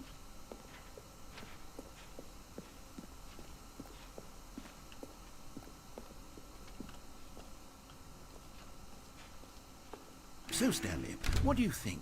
Do you like all of the new features? Yes, Pretty I know impressed. It's not exactly clear yet how exactly these features will come together as one single coherent video game, but I can feel it in my soul. It's going to work. There's definitely a good game in there somewhere. Say, let's do an experiment. I'll arrange these new features together, and we'll see whether or not it coheres into a meaningful gameplay experience. Okay. Are you ready? Here it is. I give you the Stanley Parable 2.